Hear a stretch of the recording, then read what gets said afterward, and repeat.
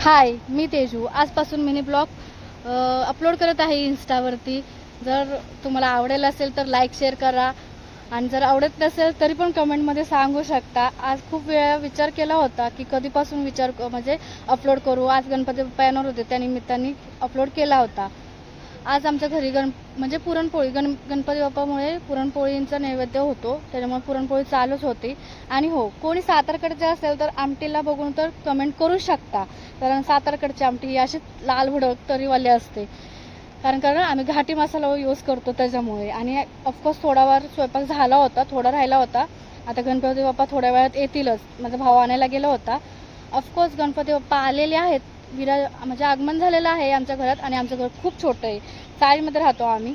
आणि ह्या वर्षी गणपती साध्या पद्धतीनेच विराजमान करणार होतो आम्ही, कारण आजी आजोबा ऑफ झाल्यामुळे थोडंफार दुःख असतंच ना, त्याच्यामुळे थोडं साध्या पद्धतीने लोक अशी नावं पण ठेवतात, यारचं गणपती बसवतात, ब्राह्मणाशिवाय गणपती नाही. प्लस आम्ही ब्राह्मणाशिवायही गणपती बसवू शकतो. असं काही नाही की ब्राह्मणच हवा असतं, तसं कसं नसतं.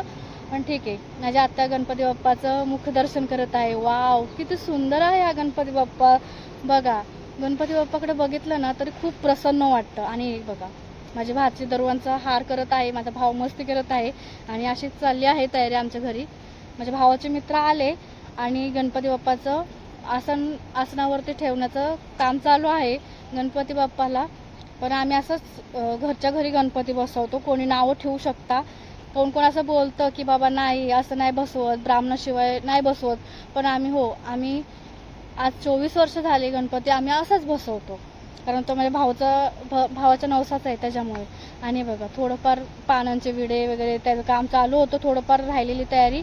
आणि आरतीही उरकून घेतली लगेच आम्ही, कारण खूप पाऊस चालू होता, त्याच्यामुळे आरतीही उरकून घेतली. गणपती बाप्पा आलेत आणि आरती नाही असं कधीच होऊ शकत नाही.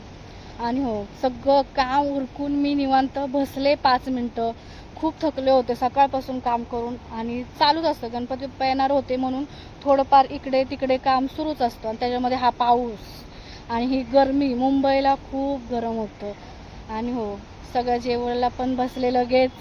आणि हे बघा, आमच्या घरी पुरणपोळी, आमटी, भात, इंद्रायणी तांदळाचा भात आणि आमटी खूप छान वाटते. त्यानंतर थोडा आराम केला आणि रोडला जायला निघालो होतो. थोड्या काही वस्तू घ्यायच्या होत्या, गणपती बाप्पाला मोदक घ्यायचे होते. त्याच्या आधीमध्ये थोडं किराणा मालाचं सामान घेतलं. परत आत्याने फ्रूट्स घेतले गणपती बाप्पांसाठी. नंतर आम्ही मोदक आणायला गेलो मिठाईवाल्यांच्या दुकानामध्ये.